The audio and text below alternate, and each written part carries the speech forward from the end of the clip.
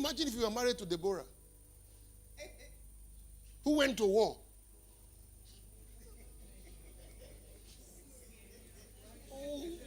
What would you do? What would you do? And it wasn't her husband that was afraid alone. The head of the army was afraid with him. I won't go until Deborah follows me. You are the husband. He said, Deborah, you're not going anywhere. What have you just done? Stay on your boat. Understand your boat.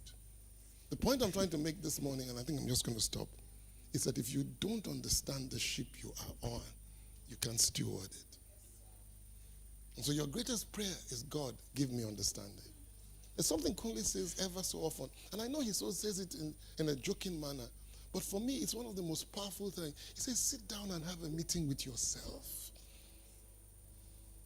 Ask God. I said it this morning. I was coming to church. I saw how organized that church at the junction was. But it took a battle to get them there. They were always blocking the road. They were always making things. So the association came together and said, if you don't fix what is going on, and they organize it themselves. Now they park on one certain side of the road. They have a place for passengers. Look at how organized it is. They wear reflectors. Now, if somebody had to force the church to be organized, because the church doesn't think that organization is important. But I said to them, if you put Genesis chapter 1, I said to them, if you look at Genesis chapter 1, when God saw all the confusion on the earth, what did he put on first? Light. Ask him to put on the light and then sit down and look at your life. Look at your marriage. Look at your children. Look at your business and say, God, put on the light. And that's what God did. He put on the light. And when God saw, even God put on the light and said, okay, you move here. You move here. You go here. You do this. Am I making sense? And you think you are not going to do it too? You keep stumbling on the same stumbling block. And he doesn't promote by trial. You fail, you repeat. You fail for 100 years, you repeat 100 years. No, he doesn't. Because he will never use an untested vessel.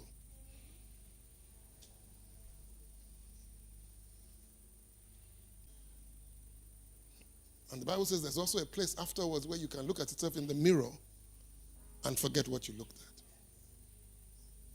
I want to ask you this morning as we close. Ask God to put on the light in your life. To show you the ship you're on. It's not too late. And those of us who are 64, Dr. Digbola 70, 71, all that stuff, you have to realize that this is such an important time for us to know that we're on the right ship, and we're heading in the right direction. And that we finish the assignment that God gave to us. Because nothing else matters. I am so used to delayed gratification that I save money, I invest. That even now at 64, I don't know how to spend it on myself. That's how bad it is.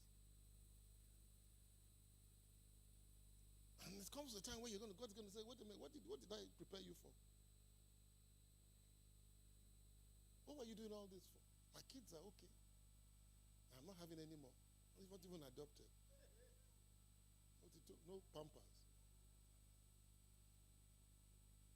I'm asking you this morning, ask him to put on the light. The Bible says he separated. Put back those scriptures. I need to finish because we're on inverter. We're not on. Put on the scripture. Go on. Go to the front. Yeah. Call the darkness day and night. There was evening and the morning the first day. Go on to the next one. I want to show you something. Let there be a vault. He separated the waters. Go on.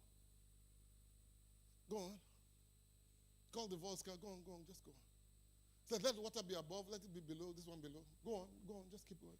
Call the dry ground land. The gather water seas. Look at what he's doing. He's organizing. Just look at him organize. Go. And God said I was go on. And let there be land. Let the land produce vegetation, seed, bearing after its kind, so on and so on. Let the sea produce its own products and services.